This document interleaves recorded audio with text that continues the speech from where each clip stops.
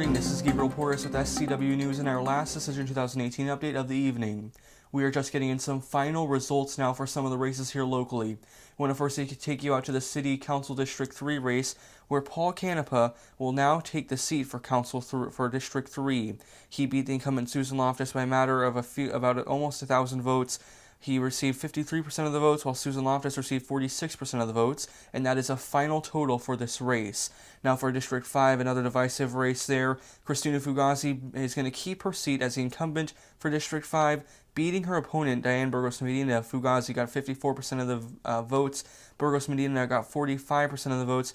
And we spoke to Fugazi today. She was pretty joyful when we spoke to her on camera. Here's what she had to say. Hoping to get re-elected so I can continue to serve District 5 as well as the entire city of Stockton. What do you hope that if you do get re-elected, you'll be able to do with another term on the council? Well, the number one thing I'm hoping for is that this council will start to have a serious conversation about our homeless population, because we really haven't. We've instituted a few programs, but we haven't done any of the short-term solutions that I think are necessary. And for the different school races, it was pretty razor thin for some parts as well. Right now for Stockton Unified Trustee Area Number 2, Angela Ann Flores will have her seat as District Number 2 board member, having 50% of the vote. Ralph Lee White, her next, in the person who received this next greatest votes next to her, received 23% of the votes. For District Board Number 5 member, Kitty Russ-Taylor will have that seat. It goes to her with 40% of the votes. Maria Mendez coming in at second place with 38% of the votes.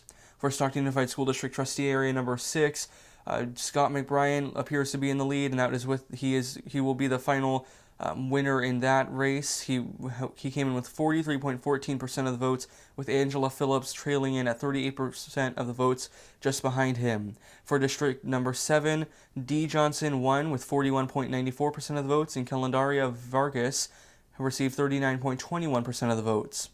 And for Lincoln Unified School District Trustee Number 1, Jenny Vanderpool will become that new seat as she received 65% of the votes, with her opponent Samantha Chan receiving 34% of the votes there in that race.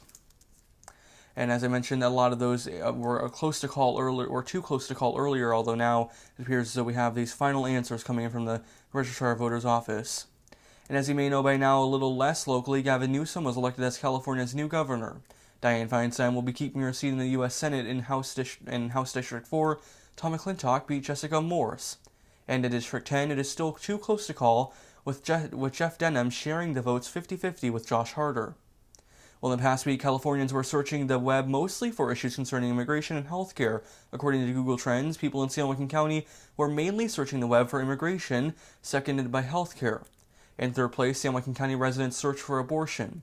The topics of tariffs and guns shared fourth place. And also another map to show you this is what voter turnout looked like. Those light green areas show 40 to 50% of voters turning out for the elections tonight. Those dark green areas represent 50% or more of voter turnout. There are also some areas of orange, as you can see there, which represents 30 to 40% of voter turnout. Overall, however, the Registrar of Voters Office is reporting 27.5% voter turnout. And that is all for tonight and this morning's Decision 2018 coverage. Please stay tuned to the same page for SCW News Digest tomorrow, where we'll have even more results and reactions. From all of us here at SCW News, thank you for watching today and have a good night.